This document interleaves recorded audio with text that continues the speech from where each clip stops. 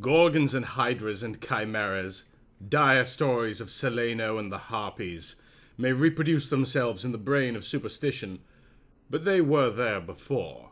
They are transcripts, types. The archetypes are in us and eternal. How else should the recital of that which we know in a waking sense to be false come to affect us all? Is it that we naturally conceive terror from such objects, considered in their capacity of being able to inflict upon us bodily injury? Oh, least of all. These terrors are of older standing. They date beyond body. Or, without the body, they would have been the same. That the kind of fear here treated is purely spiritual. That it is strong in proportion as it is objectless on earth. That it predominates in the period of our sinless infancy, our difficulties, the solution of which might afford some probable insight into our anti-mundane condition, and a peep at least into the shadowland of pre-existence. Charles Lamb, Witches and Other Night Fears. Chapter 1.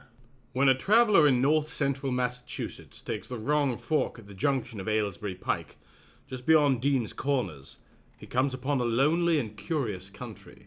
The ground gets higher, and the briar-bordered stone walls press closer and closer against the ruts of the dusty, curving road. The trees of the frequent forest belt seem too large, and the wild weeds, brambles, and grasses attain a luxuriance not often found in settled regions. At the same time, the planted fields appear singularly few and barren, while the sparsely scattered houses wear a surprisingly uniform aspect of age, squalor, and dilapidation. Without knowing why, one hesitates to ask directions from the gnarled, solitary figures, spied now and then on crumbling doorsteps, or on the sloping, rock-strewn meadows. Those figures are so silent and furtive that one feels somehow confronted by forbidden things, with which it would be better to have nothing to do. When a rise in the road brings the mountains in view above the deep woods, the feeling of strange uneasiness is increased. The summits are too rounded and symmetrical to give a sense of comfort and naturalness, and sometimes the sky silhouettes with a special clearness the queer circles of tall stone pillars with which most of them are crowned. Gorges and ravines of problematical depth intersect the way, and the crude wooden bridges always seem of dubious safety. When the road dips again, there are stretches of marshland that one instinctively dislikes, and indeed almost fears at evening when unseen whippoorwills chatter and the fireflies come out in abnormal profusion to dance to the raucous, creepily insistent rhythms of stridently piping bullfrogs. The thin, shining light of the Miskatonic's upper reaches has an oddly serpent-like suggestion as it winds close to the feet of the domed hills among which it rises. As the hills draw nearer, one heeds their wooded sides more than their stone-crowned tops. Those sides loom up so darkly and precipitously that one wishes they would keep their distance, but there is no road by which to escape them. Across a covered bridge one sees a small village, huddled between the stream and the vertical slope of Round Mountain, and wonders at the cluster of rotting gambrel roofs bespeaking an earlier architectural period than that of the neighboring region. It is not reassuring to see, on a closer glance, that most of the houses are deserted and falling to ruin, and that the broken steepled church now harbors the one slovenly mercantile establishment of the hamlet. One dreads to trust the tenebrous tunnel of the bridge, yet there is no way to avoid it. Once across, it is hard to prevent the impression of a faint malign odor about the village street, as of the massed mold and decay of centuries. It is always a relief to get clear of the place and to follow the narrow road around the base of the hills and across the level country beyond, till it rejoins the Aylesbury Pike. Afterwards, one sometimes learns that one has been through Dunwich. Outsiders visit Dunwich as seldom as possible, and since a certain season of horror, all the signboards pointing towards it have been taken down. The scenery, judged by an ordinary aesthetic canon, is more than commonly beautiful, yet there is no influx of artists or summer tourists.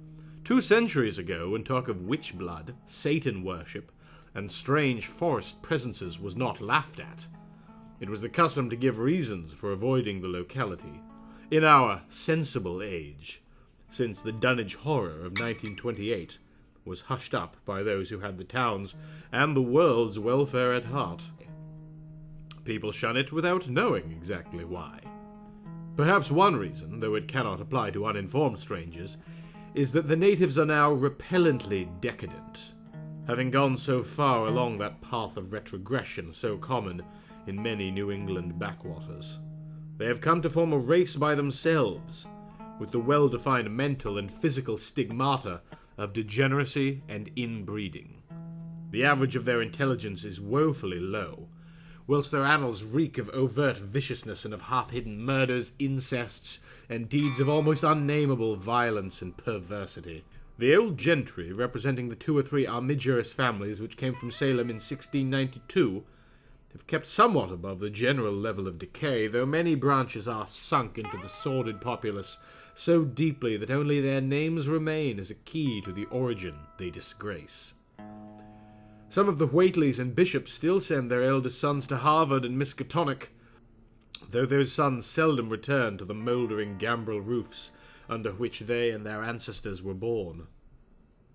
No one, even those who have the facts concerning the recent horror, can say just what is the matter with Dunwich. Though old legends speak of unhallowed rites and conclaves of the Indians, amidst which they called forbidden shapes of shadow out of the great rounded hills, and made wild orgiastic prayers that were answered by loud crackings and rumblings from the ground below. In 1747, the Reverend Abijah Hoadley, newly came to the Congregational Church at Dunwich Village, preached a memorable sermon on the close presence of Satan and his imps, in which he said, "It must be allowed that these blasphemies of an infernal train of demons are matters of too common knowledge to be denied.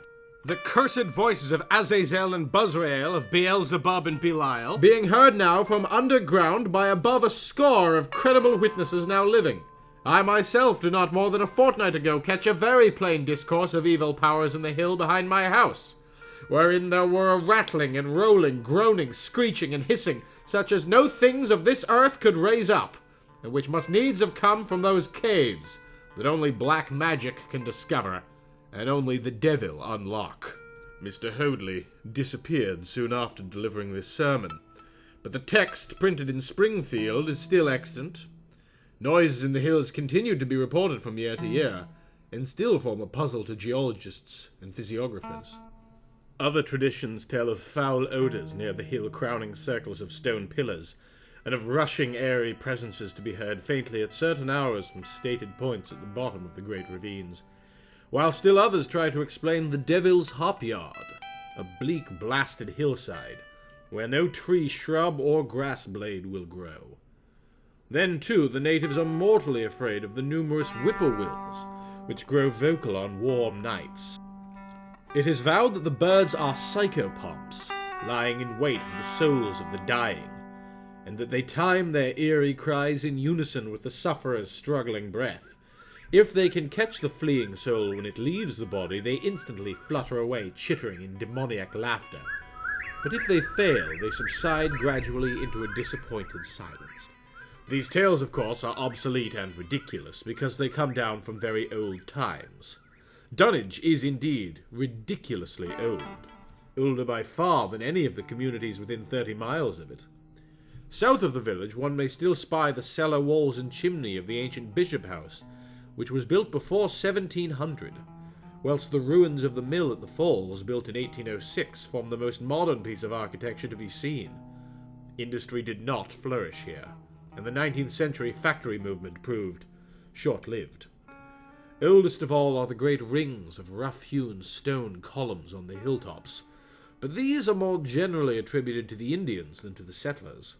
Deposits of skulls and bones found within these circles and around the sizable table-like rock on Sentinel Hill sustain the popular belief that such spots were once the burial places of the Pocumtucks, even though many ethnologists, disregarding the absurd probability of such a theory, persist in believing the remains Caucasian.